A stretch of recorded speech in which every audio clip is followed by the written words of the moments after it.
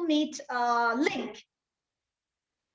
We already know about that. So if you can simply copy the Zoom link. Yeah. I don't mean that we are going to Google Meet. No, Zoom is already great. I mean, copy paste the link so that if someone is missing, they will be able to join us. Yeah, I know we did that, but you know, we couldn't announce the Zoom link to the students until we get approved from University of Firdausi Mashhad, because you are the lecturers. If you approve the link and you know the link, we can introduce it to our students and announce it in order to join us. Otherwise, there is a gap would be. So I'm waiting from Professor Mاجد, the coordinator with your university, to inform me that everything is okay with you and the Zoom link is announced from your university and the schedule is changed also. And I inform my chancellor and the dean of the colleges in order to announce it to the students. This process delayed a little bit, but inshallah, everything will be okay. I see. Well, yes, it has been announced yesterday afternoon and this morning. Yeah. So it has been already announced, but most of the students have saw the previous posters and all, which had the Google Meet version. Yeah. Actually, I beg your pardon. I just want to make a call for our chancellor and the deans in order to join us. Yeah, sure. Yeah. I will be waiting. Yeah. Okay. Thank you very much. Thank you. And hello, everyone else. Let me see. Here we got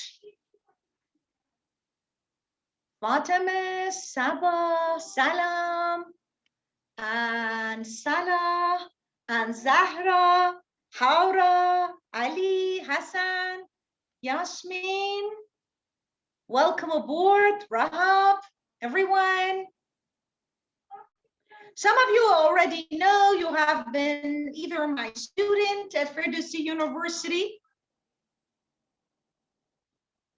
And if you have anything to ask, just please don't shy away. Simply type it in the chat box. As you know, my presentation is about adaptation study. So it would be great to tell me if you know about adaptation study. Is there anything that you know about adaptation study?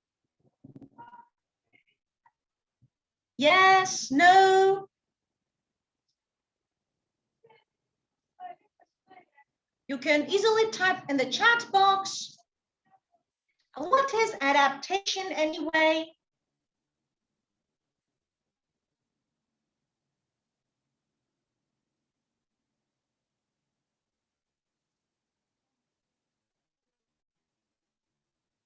So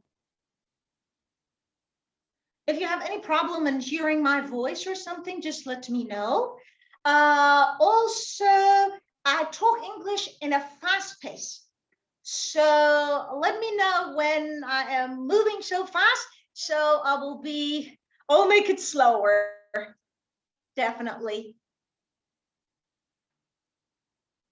And let me come to the chat. All good. Transforming novels and literary works into films. Thank you, Haura. This is one interpretation.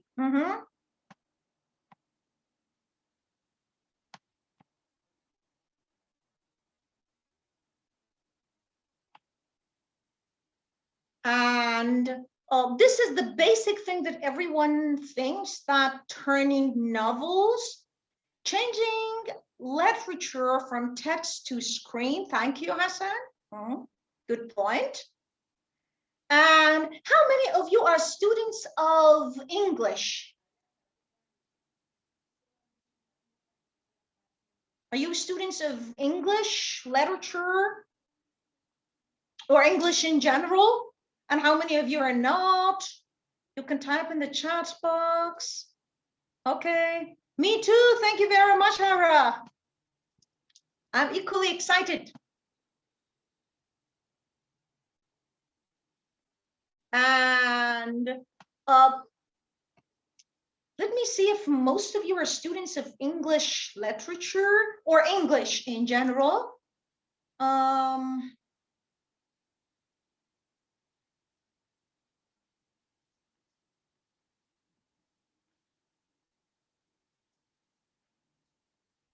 And according to Linda Hutchin, oh, wow, Salah, great. The process to make the literary works fix the environment in a certain society, the cultural and political and social aspect. Wow, I'm thrilled. So you already know a lot. This is Linda Hutchin, Leish, Cartmel. All of them would be very influential critics in the realm of adaptation. Good points. And who else? Let me see. So this is what Salah is referring to is mostly, we call that appropriation. But this is also a great point to mention. This is mostly appropriation because we got a sort of, there is a spectrum between adaptation and appropriation. Good point. And what do you expect from this lecture? Let me know. How many of you have been subjected to adaptation or no adaptation? Well, I guess all of you have seen adaptations in one way or another.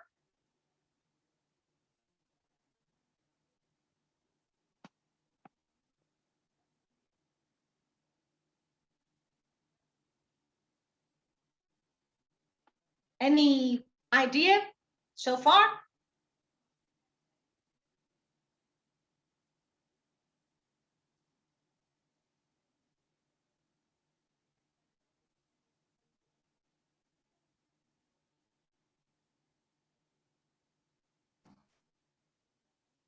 So example is the Iranian movie. Great, thank you, Sana. Furushande, which is the adaptation of Arthur Miller's Death of a Salesman. Exactly. And there are a lot of critics who are mentioning that, come on, it's not really an adaptation. This is one of the basic challenges in adaptation studies, yeah, sure, that it's not easy to draw a line. Where is adaptation and where we call something adaptation and where we say, no, it is not adaptation anymore? This is a good question to think about. And I think the audience is a mixture of BA student, MA student, and MA graduate. Did I understand that correctly? Yes or no?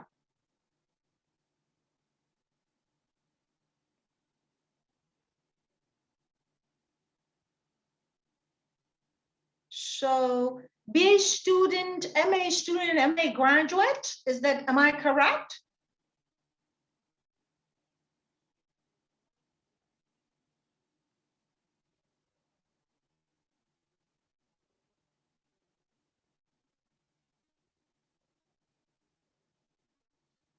And how many of you are English literature, not English in general? I'm not sure, I think so. I see. Thank you, Salah. Me, English literature, good. And are you also familiar with Arabic adaptations? We have a very good example of Arabic adaptation of Jane Eyre. Charlotte Bronte's Jane Eyre, adapted by Hilmi, an Egyptian director. هذا رجل أحبه, the man I love. Yes, exactly.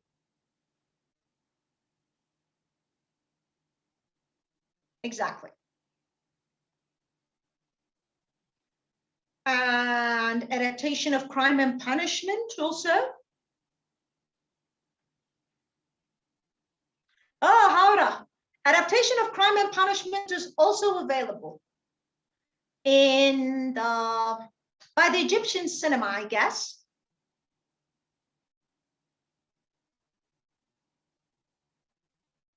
Can you tell me the Arabic word, the Arabic title? But I think it is almost the same. The translation is the same, crime and punishment.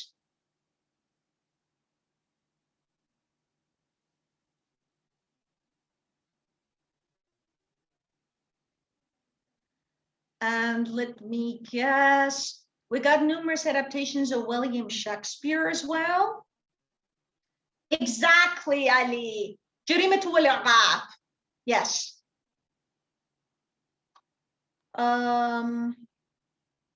Very good. I'm thrilled already. Yes. So. Hello, Doctor. I'm back again. Hello. Good morning. Good morning, Doctor. Okay, Doctor, I called them, but they said that some students have lectures now and they will join us shortly when they finish the lectures, and the lecture already is recorded and they will upload it on the YouTube. So all students will see it later, inshallah. So can you start now? Okay, sure, definitely. Okay. So, good morning, everyone. Welcome aboard. This is Azra Ghandeharion. I am an associate professor in literature and comparative studies. And let me use arrow pointer. So it will be helping us all to once I want to refer to something special with the laser point. So I am Azra Ghandeharion, an associate professor in English literature and culture studies. I'm also the head of academic international collaboration sector at Firdousi University of Mashhad. And what this slide, the first one, is going to tell us about the adaptation with this cool William Shakespeare going on a bowling from 16th century coming to 21st century. So literature and cinematic adaptation. Let us move forward. The keys of my today's presentation are going to be summarized in these parts. Adaptation, what is the adaptation? And the definition is very fluid, difficult actually to be defined. Fallacy, and we got different examples of adaptation from the movies, also from my own experience in the class. So this is welcoming you aboard to Alice Adventure in the Wonderland. Needless to mention that Alice Adventure, here I got this this picture, has been also adapted numerous times. So once upon a time, adaptation. We got, whenever we want to think about adaptation, the term itself is difficult to be defined. Adaptation basically is a literal reading of an already existing text. Sometimes adaptations are more readerly, sometimes they are more writerly. More writerly adaptations are called appropriations. I brought you some examples so that I can show them to you. One is Alice Adventure in the Wonderland. See, look, this is Alice Adventure in the Wonderland. This is Alice Adventure in the Wonderland. And all of you know that Lewis Carroll, 19th century, has written that for the kids. Now let's take a look at the book. See? What do you see? What is written inside that? You can easily type. See? It's white. Nothing is written there. So it is only a cover. This is a sort of a notebook that you keep your notes there, but it looks like it is modeled exactly out of the first book, Alice Adventure in the Wonderland, in 19th century. So this is one good example of adaptation. I mean, adaptation as a fluid term. Is it really Alice Adventure? Not exactly. And yes, it is. So let us come to the definition of readerly and writerly.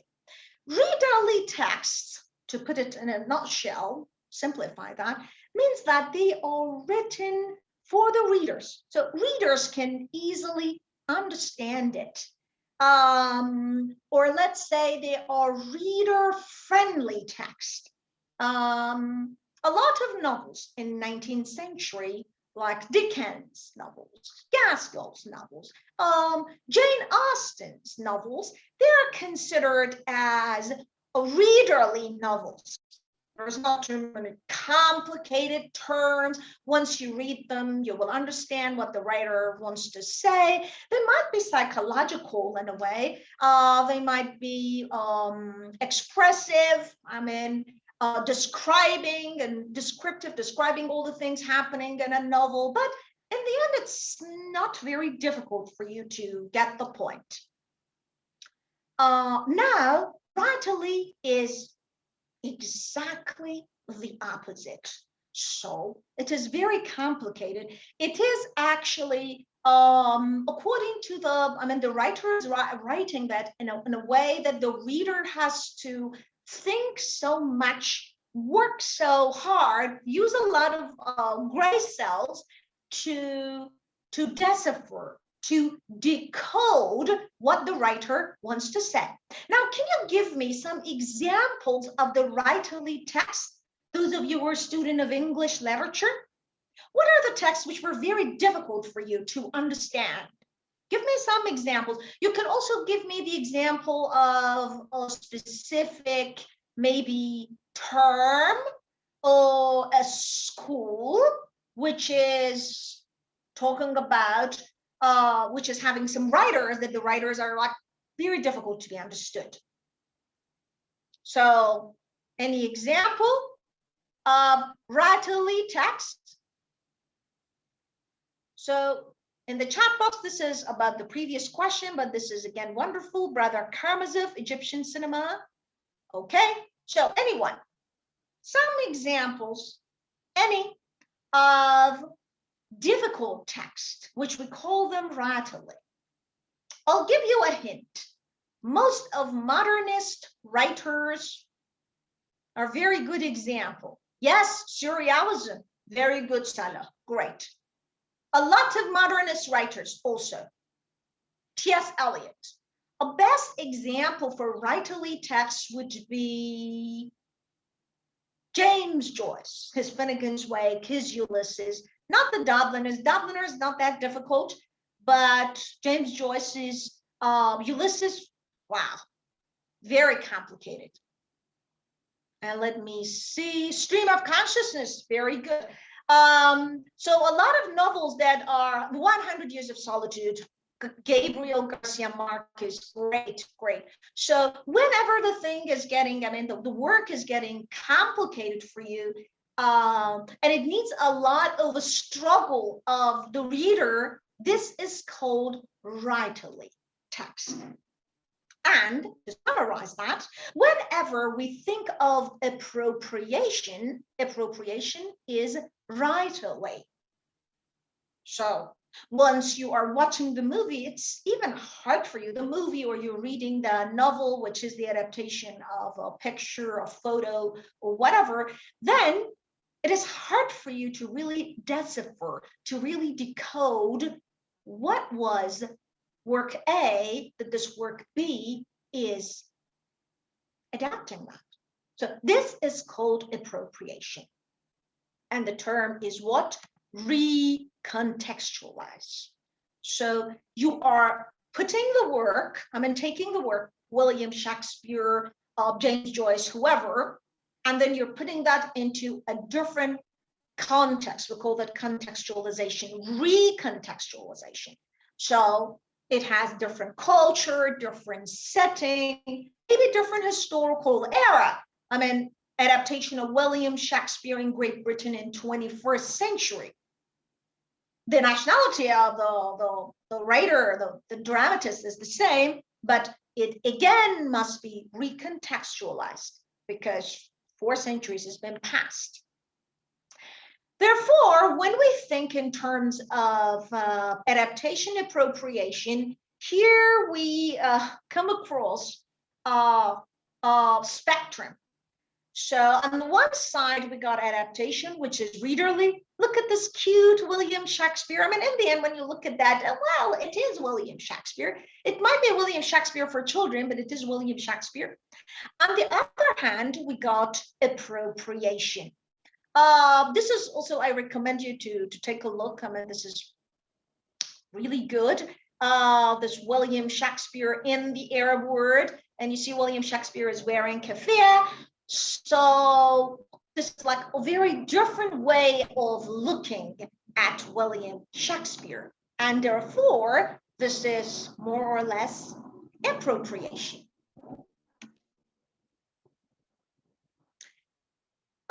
Then we come to the significance of adaptation appropriation.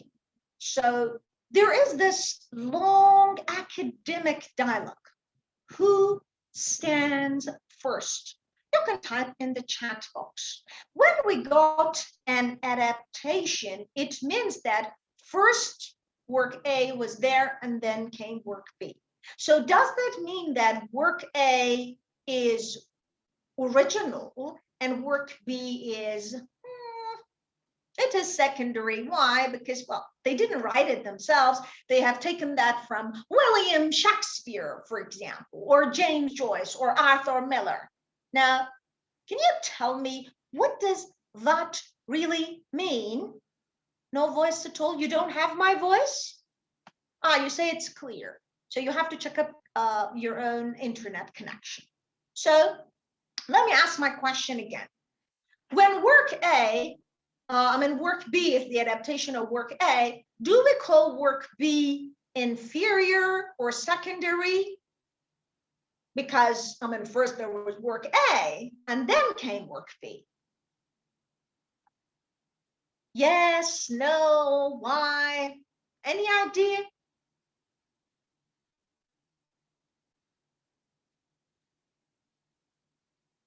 Yes, okay. Okay, thank you, Hara. So the people used to think like that. Everyone, the people who watch movies, the people who would go for the video games, the people who would, the critics, everyone used to call that adaptation is inferior to the work because we got original work, which is the work, A, whatever, and then we got adaptation work B. But in the 21st century, things were changed. Why? The theorists in adaptation study, actually the theorists were started like 2007, 2008, mostly 2007, 8 or something. So adaptation studies is a very, very new topic almost, because it is like in 21st century. According to Western canon, the second work is inferior in the original one. Okay, Salah, it has been what everyone has been saying, but adaptation studies has tried to prove in a different way. They said that, okay, we are challenging this notion of authority and authenticity with the help of 2 important theories. One is death of the author, birth, and the other one is Julia Kristeva's intertextuality. Death of the authors, it doesn't really mean that the authors are dead or killed. It means that, if someone knows, just let me know in the chat box. It means that once you are the author, and you have written your text finished, it's published, then you cannot say, I have the authority over the text, so I wanted you to get that specific interpretation, or to read the text like that, or this character is the symbol of this or that. No. Once you have written the text, that's it. So with the birth of the reader comes a prize. The birth of the reader happens at the cost of death of the author. This is what Barth says. So it means because the reader can decide on the text, can read the text, and infer from the text or from the socio-political background of the text, the author, which used to be the god of the text, is not the god of the text anymore. I mean, once the creation of the text is finished. And then another one, the liberation of the reader. Thank you very much, Zahra. And then we got intertextuality. Intertextuality, that some of you might be aware of, intertextuality also it has been introduced by Kristeva and Jeanette. Intertextuality also means that nothing original exists. Kristeva says that all texts are mosaics, are citations of other texts. We do not have anything called original. Look at William Shakespeare, the guy that everyone has been translating him, everyone has been adapting him all over the world. It has been claimed that every day articles are written and published on William Shakespeare. Adaptations are abound everywhere. William Shakespeare, he has taken the plot of most important, most popular works from everywhere. Sometimes he has been adapting things, putting 2 or 3 plots together, mixing them together and making one plot. And sometimes they have been one plot already. Look at Hamlet, King Lear, Macbeth. We got also historical plays. Look at Richard III, for example. So they have been either written in history, and he is changing the history, adapting the history, or they have been said by the previous writers. So that is why some people may even call that he was very genius in the way that he could just steal things from here and there. So T.S. Eliot says that the great writers are stealing. However, the weak writers, they are borrowing. So he was a great writer. And if there is any question, everyone, if I'm speaking on a fast pace, just let me know. Let us go to the next slide. No questions so far? No? Okay. Adaptation and appropriation. Here I brought you some books. The Theory of Adaptation, Linda Hatchen, the 2nd edition. This is the 1st edition. Simon Murray, The Adaptation Industry by Routledge. This is also a very good book. And also Julie Sanders' Adaptation and Appropriation. I will show you the book cover in the next slide.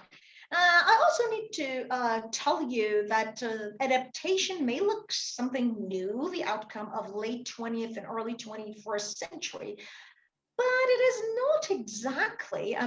Horace and Ars Poetica has been talking about adaptation even in that time.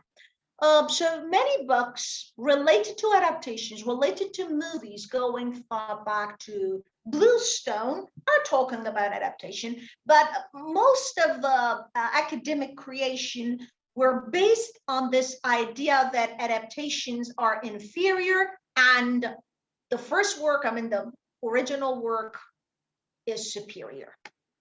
However, I discussed, I argued otherwise. Sanders' work is more literature-based, And it is highly depending on the theories of intertextuality that you already know. I have explained, and this is the first edition, and this is the second one. And he says that she says that literature creates other literature, and she's mostly focusing on the idea of pleasure. So when we are seeing something that we already know the plot, then it gives us extra pleasure. Wow, I already know the plot, so I want to know what happens next. I want to know how the writer has been changing that or shifting that. So she says that pleasure in adaptation and progression are the fundamental to the practice of adaptation and the enjoyment of literature. So actually, adaptation is used more or less as a method for teaching students everything. I mean, be it vocabulary, be it language, or anything.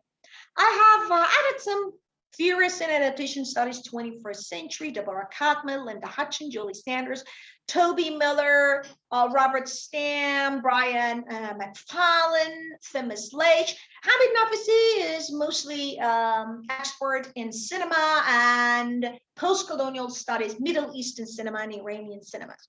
As you see in the list, we got this long list. They're ranging from film studies critics, culture studies, gender studies, image studies. So adaptation is an interdisciplinary endeavor. So everyone from all over the world, from different walks of life, are talking about adaptation. As I've already said, that adaptation is very challenging in being explained because the expression can be separated from, the form and the content can be, they try to separate themselves because they say that, see, this is the story of Hamlet, but Hamlet is written on a piece of paper. Now I want to turn it into a play. Or Hamlet is originally a play, but I want to turn it into a novel. So this is actually a biggest challenge in adaptation studies, that we don't know where things are. We think that the content, which is the idea or the plot, is more important than the form, because form is always changing. And so the story is the core, and we got a very important key term, which is transcoding. And by transcoding, we mean that the media has changed, the genre has changed. It is very common. Can you give me some example of changes in the genre? I can give you a hint. William Shakespeare.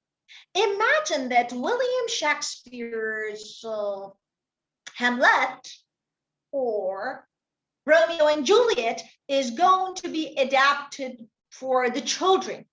Do you think they will have all the killing and the tragedy?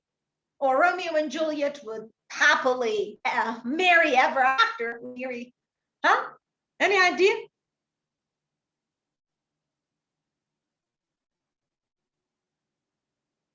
So this is very probable. Yes, it's very probable that we got this shift in the genre. And we got parody, which is what definitely the genre has changed.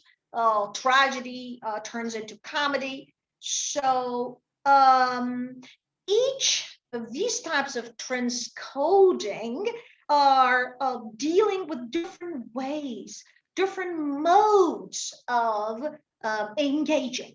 We got narrating mode of engagement, which is like, novel, short story, whatnot. We got performing or performative mode of engagement, like performing, like drama, like movie, opera. And we got interactive, like video games.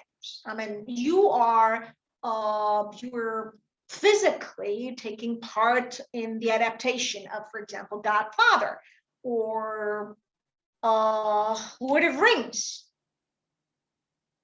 And this is the important summary gist of everything that I mentioned.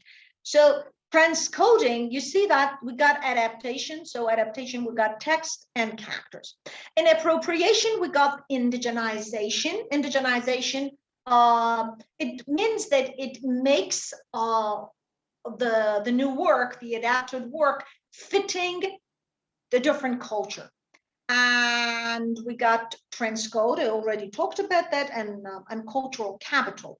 By transcoding, it involves actually a shift of one medium, like poem or film, or a shift in genre, I already mentioned, like an epic to a novel, or a change of frame, therefore change of context, like from 16th century William Shakespeare, it comes to 21st century, 21st century Arab word. And it is trying to tell the same story from a different point of view. Cultural capital is also equally important.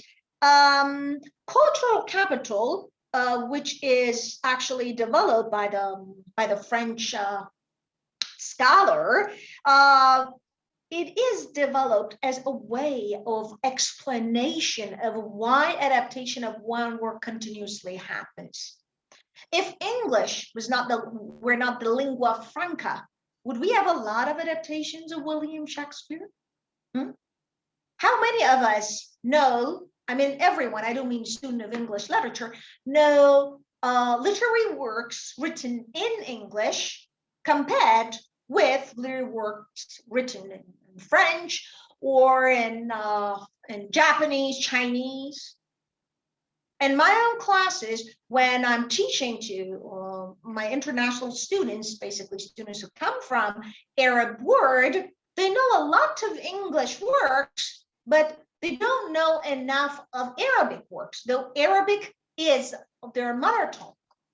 So this is related to cultural capital. Sometimes some works are more prestigious to be adapted. Okay? So this is cultural capital. Anything else? And we will move forward. Someone is drawing something on the board. No more question? Let me see what is written. Transforming from one form.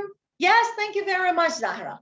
One form of the coding to another form. Exactly. Very good. Yes.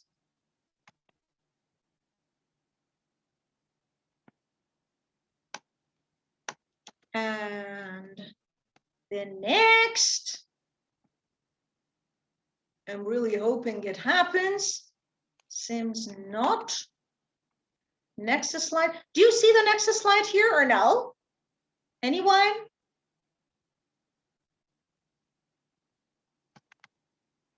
Let me stop sharing and start sharing again.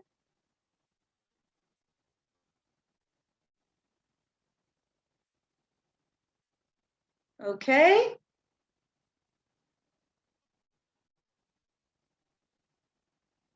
Yes? Do you see the slides? Huh? Okay, good, good, good. So Leish influential article about 12 adaptation fallacies. You see that? That is why I put this specific picture here. So this is like the fallacy. Are we really in the dentist office, or that is going to be a disco bar? Basic thing that Leish is talking about is that he is telling us that literary texts are verbal, films are visual. But this is a fallacy. By fallacy, I mean that it is something wrong. Literary texts are verbal, films are visual. No, we have a lot of literary texts which are also visual. They have a lot of what? They have a lot of let me use a good color. They are visual in the sense that they are explaining a lot about the setting, about the character. So they are visualizing for us the characterization and setting. And some movies are verbal. I mean, we just got a lot of talks. So no one, I mean, people are talking and talking.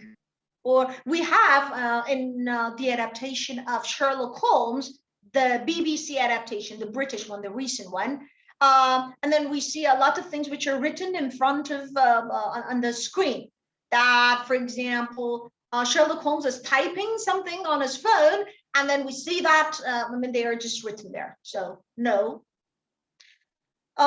Source texts are more original than adaptation. Well, I think I talked about that already. No need. We don't have anything original that doesn't exist. Fiction or drama is better than films because literature is better than films. And they're saying that no, I mean, they are better because they're more prestigious, or the people who are reading novels and drama are more learned than the people who are watching the movies. Do you approve of that? The people who are watching movies are just, they're not really good. They are inferior to the people who are reading novels. Don't we got like yellow pages? Don't we got some novels who are very cheap, and a lot of people are reading those novels? And don't we have some movies which are very complicated? So it is a fallacy. Fiction and drama, the characters in fiction and drama have psychological depth. They're very complicated. But in the movies, no. I mean, the characters are flat and they cannot have psychological depth. So this is another fallacy. No, characters in the cinema can be equally psychologically complicated. And the other one is cinema's visualization usurps audience's imagination. But no, it says that because cinema shows us everything, so we cannot imagine what the characters, I mean, our imagination is closed up. We cannot imagine what characters will do because we just see them. But can't we have them in some movies that the setting is dark, absolutely, we just hear some voices, so we have to imagine things? Don't we have some writers who are explaining everything for us? We got that omniscient point of view that they leave no point, no vague point. They explain everything. They say that this is a bad character, this is a good guy, the bad guy, and then it is not you who decide.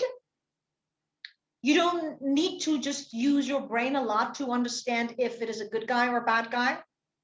And this is what I have discussed a lot.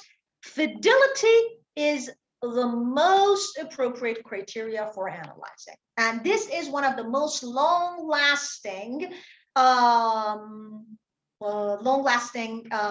fallacies, because the first thing that people are looking while they want to interpret an adaptation, they say that how far is it following William Shakespeare, or how far is it following Tennessee Williams? No, this is definitely wrong. We shouldn't follow, if an adaptation is going to be the exact copy paste of the original work, then why bother? Why bother watching the adaptation if it is not going to tell us anything new?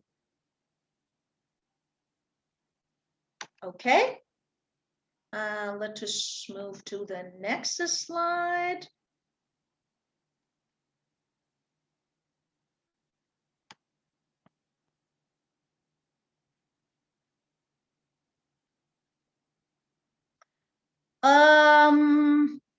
I talked about already fallacy, and there are two other things. One is saying that actually there is such a thing as contemporary adaptation theory. Well, no. There are people who tried to bring different adaptation theory, of talking about adaptation theory. The best of all is Linda Hutchins, a theory of adaptation, but she says that a theory, not the theory. So it is not as clear-cut as the other one, like we say semiotics, for example. We don't have that. One reason is that because it's interdisciplinary, and another it's new. Adaptation is a marginal enterprise. Well, in the beginning, like early 20th century, yes, it was a marginal enterprise, but right now it is turning into something really a main idea. Is there any ideology behind adaptation of any Western literary works? Yes, Salah, thank you for asking such a good question.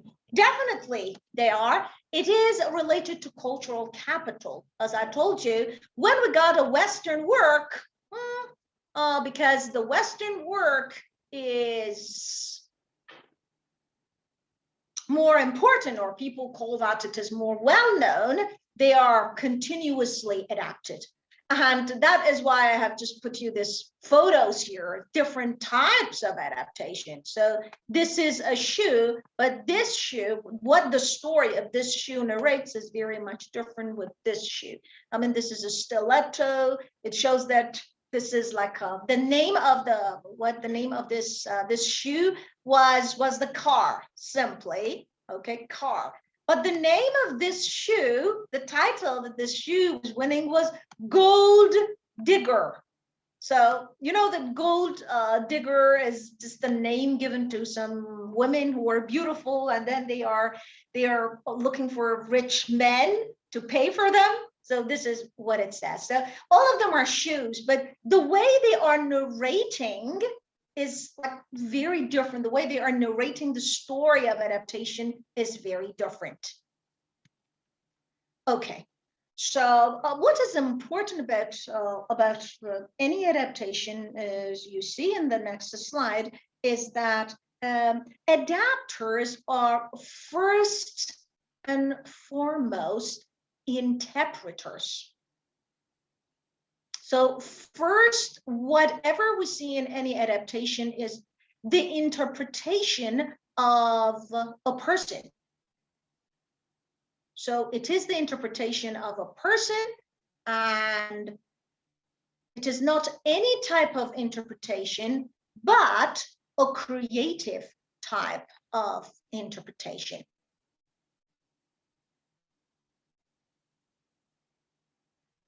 Okay, so that is why we call the adapters interpretive creation or creative interpreters. I have brought also two other good examples. These are the statues, Michelangelo's, and you know that they were not dressed up. And this is the new way. I mean, they're like chic and dressed up in a different way. This is another example of adaptation, which is the advertisement of, can you see it? The advertisement of Nissan, the car industry. And this is like, it reveals the strength of the car. And this is another example of adaptation. As you remember what I told you already, adaptation is having a very, very wide understanding and interpretation of, we've got a very wide interpretation of adaptation. Even plagiarism is called adaptation. I mean, this is one of the best types of adaptation because it is like a copy paste. It is one of the most fiddle adaptation, fidelity, you remember? So when we are thinking too much about fidelity, this is not recommended actually. Okay, so the objective adaptation is that it explores multiple versions of one story. And adaptations are derived from. This is a very important point, but never derivative, never second rate. They are original works by themselves.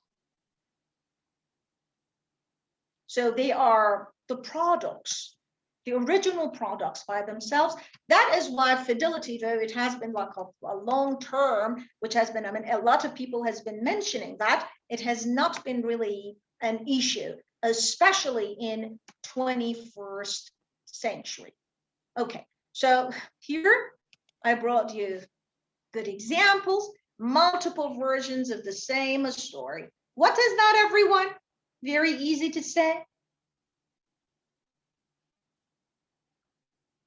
Multiple versions of one story. All of them are Hamlet. Yeah. Weird looking shoes. Yeah, these are like different types of adaptations. So we got Hamlet. And look at different types of Hamlet that we have here. Like almost every type of Hamlet that we see. So this is Sarah Bernhardt, one of the most famous actresses of her time. And this is another adaptation of Hamlet, a painting. And this is simply a quark. I mean, what we think this is made for children. And then we come to another type of adaptation. Again, Hamlet. And so what is this one? Again, I'm saying that the multiple stories. Multiple versions of one story. So the story is the same, but we've got multiple versions. One is this type of Hamlet, who is saying that to like or not to like. If Hamlet was written today, that would be the different version of Hamlet. This is also another Hamlet. This Hamlet, let me show that to you. This Hamlet, this one. This is called Al-Hamlet Summit by Al-Bassam, Suleiman Al-Bassam. It is narrating a crumbling Arab dictatorship. And it says that, I mean, the government, we got a lot of car bombs and everything. We got rebellion of the people of the South.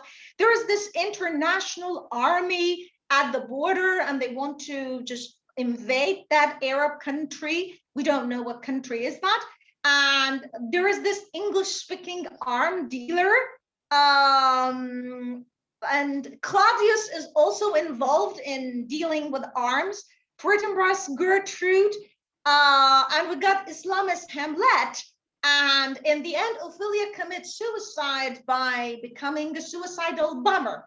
So this is a very indigenized adaptation of Hamlet. So the story is the same thing, but the way that it is narrated is very, very different. This is also Hamlet in the Arab world, Shakespeare in the Arab world, as you see in this picture. This is Shakespeare, William Shakespeare for children in Iran. And we got a lamb who was playing Hamlet. He says to eat or not to eat lettuce. And this is the ghost of the father. This is another Hamlet, the Arabic Hamlet. So you see, we got many different versions of one story. And we go to the next one. So I already talked about all the fallacies and cliches. The most important fallacy, which is telling us that actually source texts are more original and adaptations, I mean, literature is better than films or movies, is rooted in our long-held beliefs, which we have been already taught at school. So if someone is writing something, this is good. But if someone is painting something, that is said, okay, this is like children's work. Come on, it's nothing serious. So it is embedded in our iconophobia and logophilia. Logo means the language. I mean, it comes from logos. So it means that we all love words or written things. But when it comes to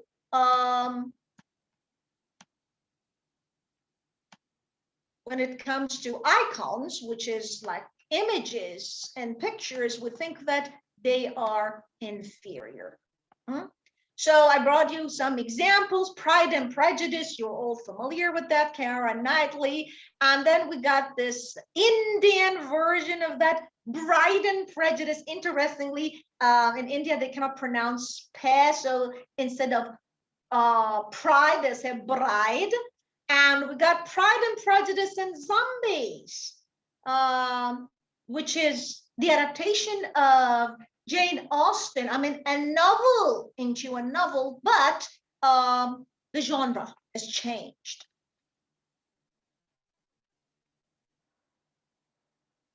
Okay. No questions so far?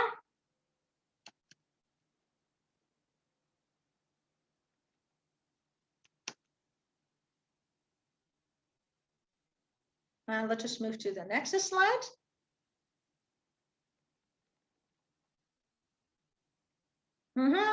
So multiple versions of one story. Again, I repeat, this is Jane Austen, Kibriya wa Hawa.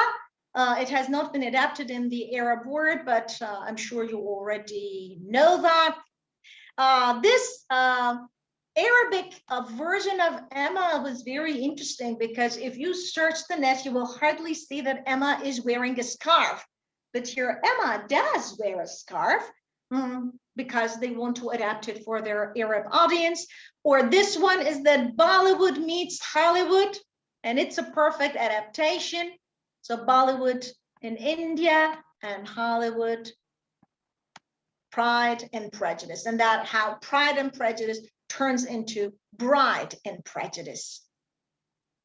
And then I brought, so this is, I am moving to the last stage of my slides, my presentation today. So these are some examples from my class, actually. I have asked my students to draw Elizabeth Bennet for me and tell me what is like the first line of the opening of Pride and Prejudice. So what do they say about that?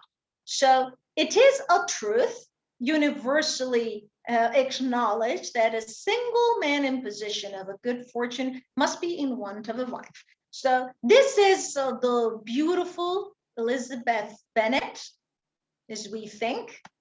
Well, the student thought. And this is another Elizabeth Bennet. It says that this is Elizabeth and she is poor, and it says that the poverty line, and my father doesn't let us be together. This is Mr. Darcy, and this is Elizabeth, do not leave me alone. So it turns very romantic and it turns into a money issue. So this is one student's adaptation. Another one, this is another Elizabeth Bennet. You might be interested. These are two other Elizabeth Bennet that for me, it was very, very odd. I was never expecting that type of Elizabeth, but the student had, my student says to talk a lot that why does she represent Elizabeth Bennet? My student claimed that this is like a superwoman Elizabeth Bennet, but well, as you see in my responses, it is totally odd for me. And we got some other adaptations of Elizabeth Bennet and Pride and Prejudice. This one. This is actually what I've told everyone, students to write, and that was a sort of exam. And I said that suppose you are rich, handsome Mr. Darcy. propose to Elizabeth Bennet in a way that she will say yes instantly. The story goes like, there is this guy, Mr. Darcy. She asks Elizabeth to marry her, but the first time she says no, the second time she says yes. Now I said that you have to adapt it, you have to change it in the way that she will say yes on the spot, and then you have to bring this example why she says yes. Or number two, the second option is that write her a letter that she says no and she never ever changes her idea. Now, this is one good example. Sunday it was, as I sat in front of the mirror, I heard my mother call asking me to come for dinner. So this is the mama's boy, and then definitely Elizabeth would not go for Darcy. This is one Dorothy desperately in love with Elizabeth. Well, the Elizabeth doesn't look very sexy though, not very beautiful, or not very bright. She looks almost like a witch, but my students brought different examples. This was another, dearest darling Elizabeth, I've fallen in love with you. I am very rich, but I'm not gonna talk about it because I am so humble and I know you don't crave much about the money. But if you're gonna marry me, I can promise you a life full of wealth. So I have attached a photo of the place we are gonna live. And this is like a very beautiful photo. So Darcy says that I am very rich and Elizabeth will definitely marry her. So he's going to entice Elizabeth because of money, joy, and happiness.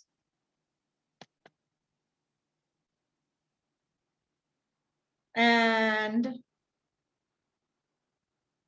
if you have any question, you can just type them down in the chat box. And this is like the other one, you look so good, I kind of like you. This is actually, Elizabeth has been invited to a chic coffee shop. We can share some coffee time. It would be nice. And this is how we got a lot of emojis. Maybe your future husband, partner. Okay. And it has been also signed. So thank you very much for your participation. If you have any question, I will be more than happy to have you on board. Let me see. Okay. So yes, any question? I've seen a hand. I've seen a raised hand. You're always welcome. So we got two versions of questioning. The tough questions and the easy questions. Let me know.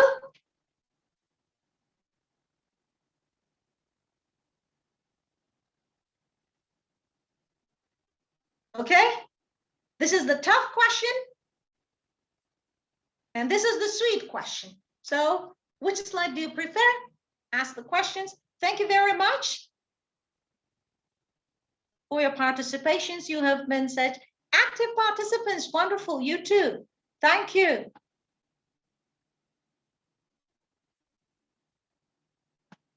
Okay, yes, I'm ready if someone wants to ask. I remember that Salah had a question before regarding the cultural capital. This is one big issue. Only the works which are considered from post-colonial perspective, which are considered canonical works, basically written in English. So they're basically based in North America or Europe, are adapted. However, other works, like the Arabic works, are not adapted a lot. Other Asian works are not adapted a lot. Hardly ever we see the adaptation beside English text or canonical text, like William Shakespeare's text, like James Joyce, for example. But Ahmed Saadawi's Frankenstein, which is originally an adaptation of Mary Shelley's Frankenstein. It has great potentials to be adapted, but we don't see it adapted. Or Gilgamesh, also very intriguing, yet we got Beowulf adapted rather than Gilgamesh. If there is any other question, I will be more than happy to answer. So we got mostly students from the department and colleagues and students from the Department of English Literature. Again, I will introduce myself. I am Azra Ghandeharion, an associate professor of English Literature and Comparative Cultural Studies, and also the head of International Academic Collaboration Sector. Hello, all my colleagues back there at Basrah University. السلام عليكم مس عزراء. السلام عليكم. كيف حالك؟ كيف حالكم؟ صباح الخير. شلون الصحة الأحوال؟ شكرا. ما أدري أتكلم وياكم بالعربي أو بالإنجليزي أو بالإنجليزي لطفا. يعني أنا أفهم اللغة العربية ولكن أنا كمثل الطفل. يعني أنا أفهم كثيرا من الكلمات ولكن لا أستطيع أن أتكلم. واضح. Thank you very much. Thank you very much for this nice, interesting lecture, which have very good stimulation for our staff and students. I am Dr. Shaahin, the Chancellor of Basrah University, and I am watching the lecture from the start till now. It is very nice lecture, very interactive, very honored. Thank you. For our students. And we appreciate your cooperation with our university, and we hope that this cooperation will continue. And we want to thank you very much for your time and efforts in this lecture. We hope that this lecture will continue for weekly or at least for the end of this year. Our great thanks to your colleagues and to all the staff in your university, and we hope that this collaboration between our university and your university will continue and expand to other branches. Thank you very much again, and you are welcome to visit our university, Basrah, and to visit Karbala and Najaf if you wish at any time. This is an open invitation for you. Thank you very much. Thank you very much. Shukran jazilan. Thank you very much for all your warm words. And I had fantastic audience. They were very informative and helping. I mean, our discussions were very informative, and I really enjoyed that. And as for the last adaptation, I will show everyone. This has been one of my students has been bringing me for that from Iraq. And this is another type of adaptation according to different adaptations that I explained today. This is very interesting because here maybe you don't see that, but different states of Iraq has been actually shown in here. And this is very much related to Najaf and Karbala, definitely. We hope that you will visit, it's actually not electronically, our university and Najaf. Inshallah. Inshallah. Thank you very much, and I leave the space for other students or our colleagues if they have anything else, and goodbye. See you again in the next lecture, inshallah. Goodbye. مع السلامة. خدا حفيظ. خدا حافظ. Goodbye. So if there is any question, thank you. I have tons of grateful messages. Thank you, Professor. Thank you. May I? Hello, Dr. Amal. Am I pronouncing your name correctly? No. I am Abbas Al-Maliki. From the Department of English Education in Kurna. Yes. Great. It's a pleasure to listen to your wonderful lecture and really interesting topic.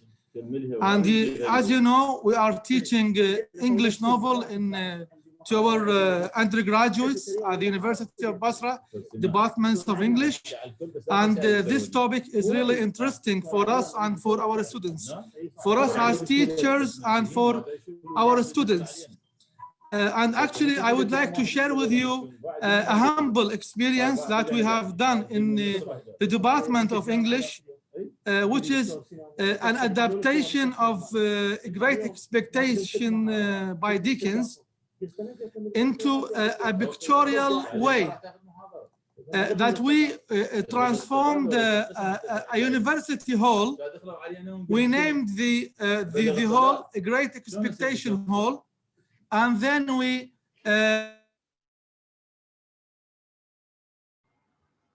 I'm sorry, Dr. Abbas, can you unmute yourself, please? I'm sorry to interrupt you. Dr. Abbas, can you just unmute yourself in order to continue?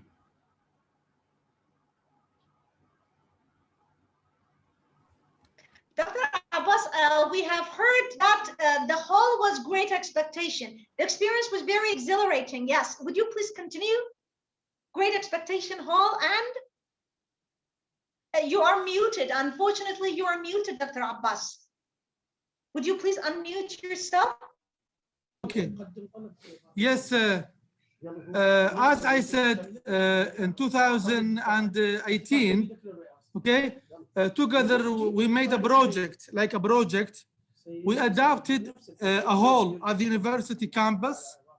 We named the hall a Great Expectations Hall after the novel by Dickens. Then we adapted the event of the novel chapter by chapter into pictures.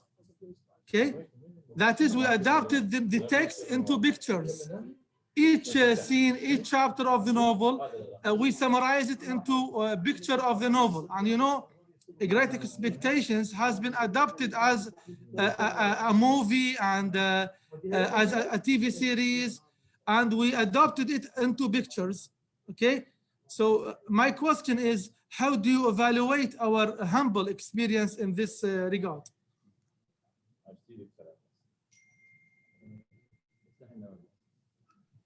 First of all, I'm really thrilled by this wonderful experience.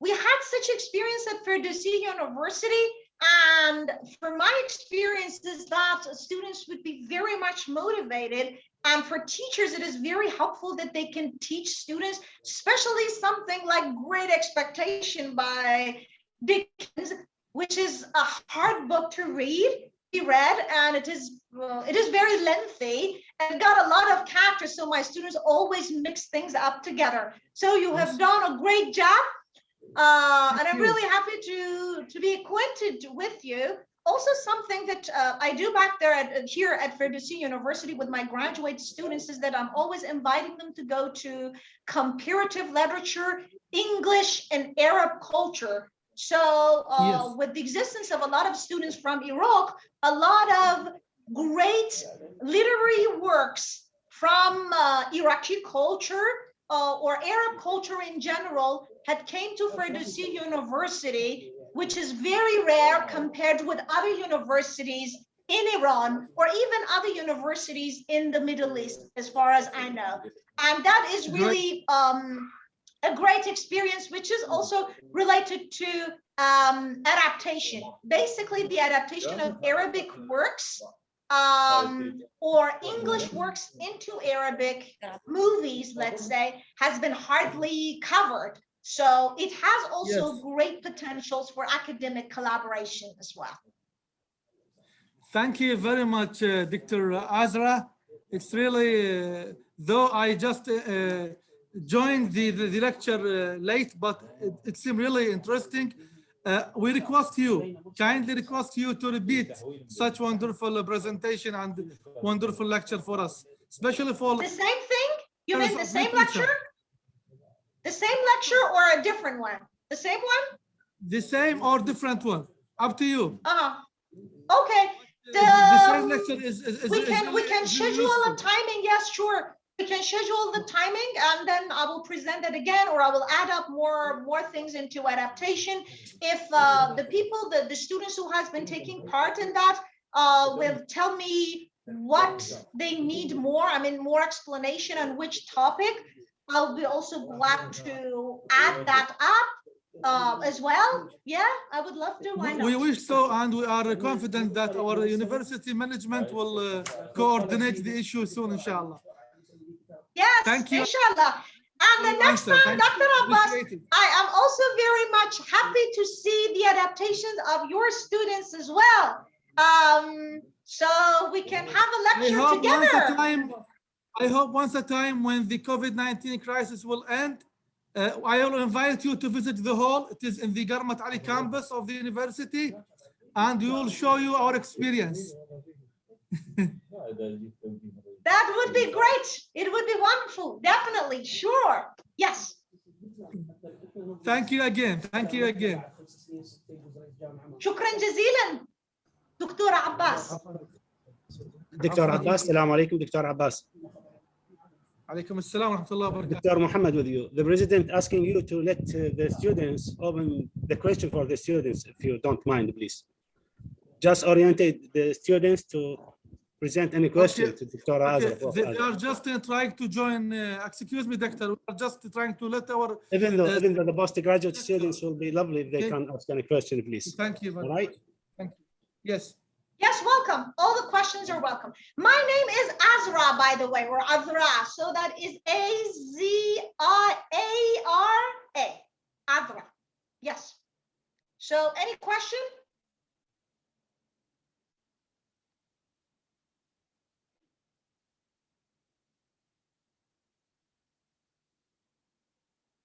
You can simply put it in the chat box.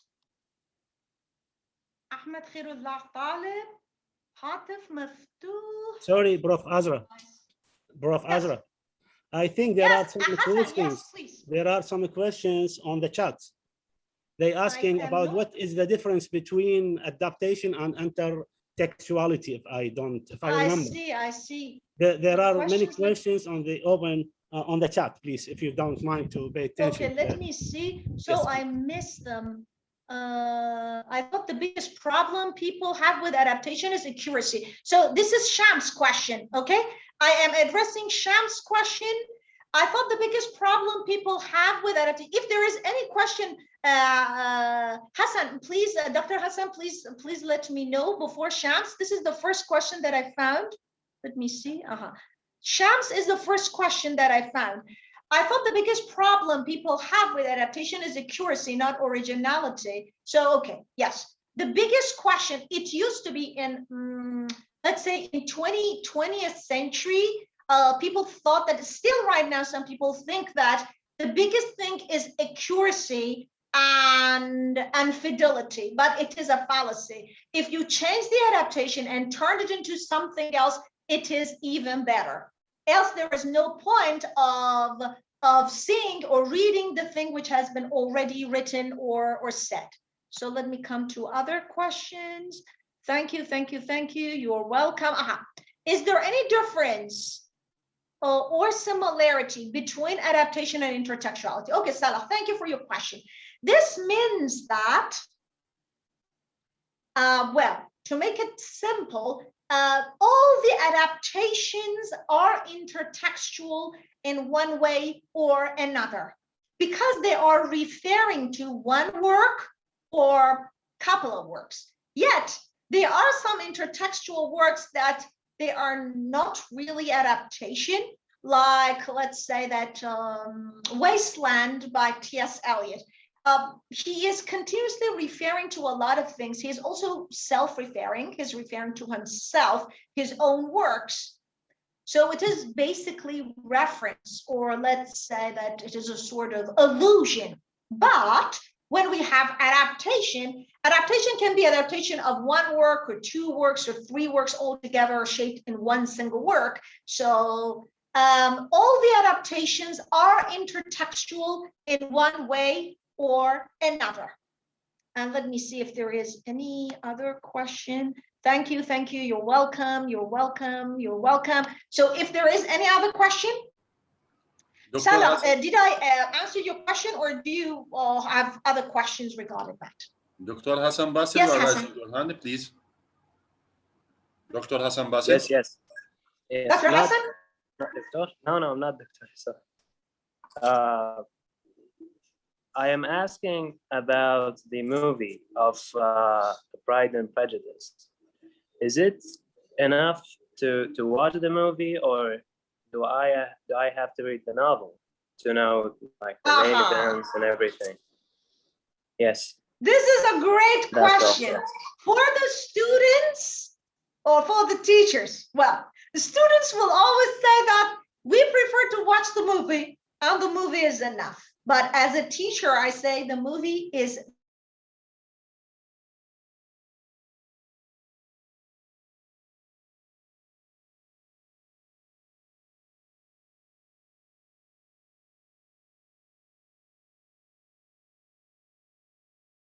having this preconception. Try to get away from that, first of all. But second would be, when you think that this is the movie is only one interpretation among many, among billions of interpretations of the people who are reading that work. So the movie is Jane Austen's Pride and Prejudice filtered by someone, by the director and the actors and actresses, and through the cultural setting and all. So whenever we are thinking in terms of adaptation, we have to read both of them, but at the same time, it gives us some extra pleasure to see, literary pleasure to see how one work is understood and interpreted differently. Basically, when we think in terms of novels, because novels are very lengthy, let's say with Charles Dickens novels, a lot of characters in all the adaptations are gone. A lot of characters are merged together, and the plot is simplified sometimes. A lot of subplots are just cut away for simply the time span. So definitely, yes, you have to read both of them. Okay, let me see. Yes, for no one, even, for students or, faculty members already read the work and watch the movie. Because we are teachers, we do our homework first. But as for the students, yes, you have to read the novel as well as watching the movie, and it is very helpful for learning English. Definitely, this is one of the techniques that a lot of people are using, the adaptations of literary works for young adults or for university students to learn English. Biased view, let me see if we have some other questions. Screenwriters. Biased view always comes with adaptations. Yes, Hassan. Yes, Dr. Hassan. Biased view, yes. In the sense that we think that adaptations are inferior, but I can give you some examples that adaptations are even better than the original work or primary work, like Beowulf. If you have watched the cartoon, the animated cartoon of Beowulf, Beowulf is fine. It is an interesting work, Old English, but a lot of psychological and philosophical issues are born into the adaptation. This father-son rivalry, femme fatale, they are not really there in Beowulf. It is the interpretation of the director and the script writer. And the screenwriter can't help but be creative. Yes, they have to. So they make lots of changes. Exactly. They have to, else no one will watch it if it is exactly the copy paste of the novel. Okay, interesting. And adaptation makes the work much understandable. Thank you, Hara. Good point. What is the main difference between adaptation, movie? You mean movie adaptation and the book?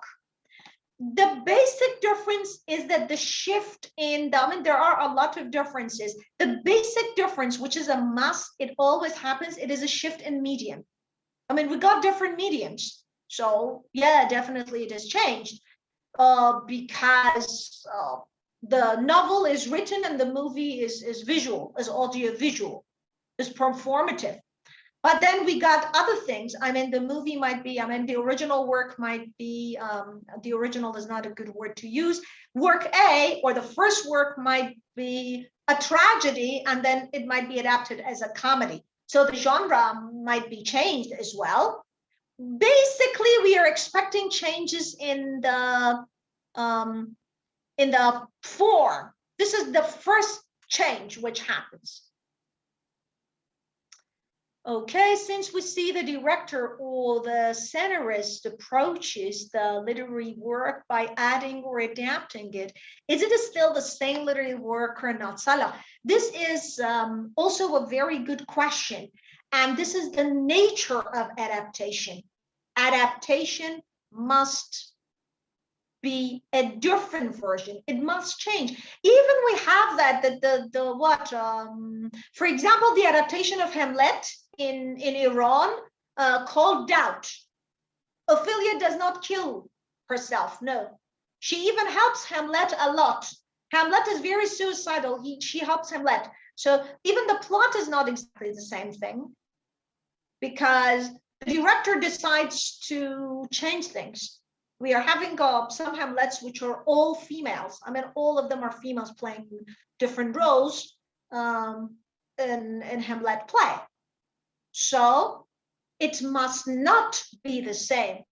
Previously, let's say, until the beginning of 21st century, people were looking for fidelity. They should be the same. This is the work. This is the adaptation. They should have a lot of similarities. But right now, it is out of fashion anymore. It is out of fashion. It's not fashionable anymore. So they should be different because the scenarist and the director and the actors, they have their own understanding and interpretations of the work. And okay, thank you. Yeah, okay. Great to see the students. Okay. The movie sometimes loses some points of the original book, but it gives us a general image. Sometimes it gives us a very different image. As I told you, something, I mean, the work might be what? Might be a tragedy and they turn it into a comedy. I mean, totally different. And I'm in the same culture, example, BBC adaptation of Jane Eyre. Aha. If it is the same culture, still, you see, BBC adaptation of Jane Eyre. The time that Jane Eyre was written, we didn't have any movies or TVs, but right now we have. I highly recommend you to watch like different adaptations of Jane Eyre, one in 1990s, who is that? William Hurt is playing there, and the other in 21st century. Even the dress code of the women changes. Even some parts in the 90s, in American 90s, there were a lot of emphasis on family life, on women getting married and caring about the family and whatever. So those parts related to the family are picked from Jane Eyre and shown in the movies. However, in 21st century, the emphasis is mostly on equality, also a little bit of love and whatever. Yet what is very important in all the adaptations of Jane Eyre is that this guy, I mean, Mr. Rochester is more than 20 years older than Jane Eyre. And Jane Eyre is almost a kid, but we never see that in the adaptations. Why? Because in late 20th century, early 21st century, it was common in 19th century. I mean, this age gap, 20, 30 years. But in today, I mean, late 20th century, early 21st century, it looks a little bit weird for us. So look at the way that the characters are chosen. I mean, the actors. The woman is never, she doesn't even look like 20 years younger. Okay. So Department of English, Basrah University. Mortada. So let me see what is Mortada's question. Okay, Mortaza. Okay. So some movies adaptations are limited and a lot of events, I have answered that. Is there any boundaries for adaptation later? No, no. I mean, there is no boundary, and this is the beauty of adaptation. Adaptation is boundless. There are even some adaptation, as I told you, Death of a Salesman. There are some people who do not even call that adaptation. They say, come on, it has nothing to do with adaptation. The director mentioned that it is the adaptation. So even some themes, some small portion of a literary work can be adapted in another work.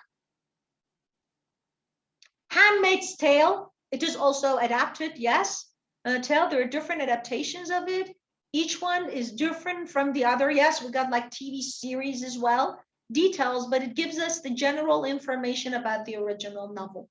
In the adaptation, see, in whatever work we got different themes and motifs. So some adaptations are augmenting some themes and minimizing some others. A very good example would be Shakespeare and Hamlet. Did you know that Hamlet, Richard III and Macbeth, they are used, especially Hamlet, in the Arab world, they are used for a lot of political purposes, political motivations in the Arab world. It was very interesting for me to know that why Hamlet is so popular. It is because it is politically charged.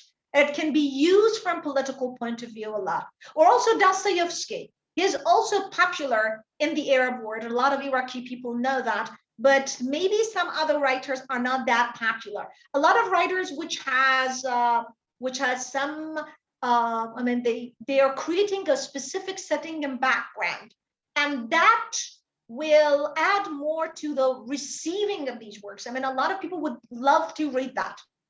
James Joyce may not be popular in some countries, however, it might be very popular in some other.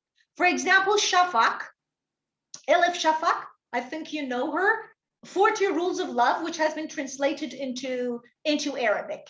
And it was interesting that my students did not know Rumi or Molavi, but they all knew Shafak, and from Shafak, they knew Molavi.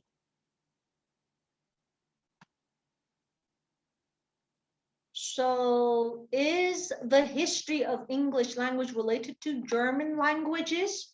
Well, this is more to that. This is basically, that is a very good question. This is basically related to, I mean, your question is basically related to linguistic. My specialty is cultural studies and literature, but I try to answer that. If we think in terms of Germanic languages and the way that they are rooted, I mean, English language is also rooted, yes, they are related. Each adaptation reflects its culture, yes, its culture and its time, definitely, even if it tries its best to mimic the culture of that time, even if it tries its best. Look at the, again, I refer to different adaptations of Jane Eyre. Look, I mean, one adaptation in 20th century, one adaptation in 21st century, adaptation in early 20th century. The way that women are dressed up and men are dressed up is very much answering to the fashions of that time. Political background, yes. So also in Turkey, Hamlet is also very popular in Turkey. As you remember in my previous slides that I have shown you, the way that we got like Arabic adaptation of Hamlet that I already referred to. So any other question? This is like the Arabic adaptation that was after that. Yes, here we are. Just different multiple versions of one story. Next one, after this one. So especially Suleiman.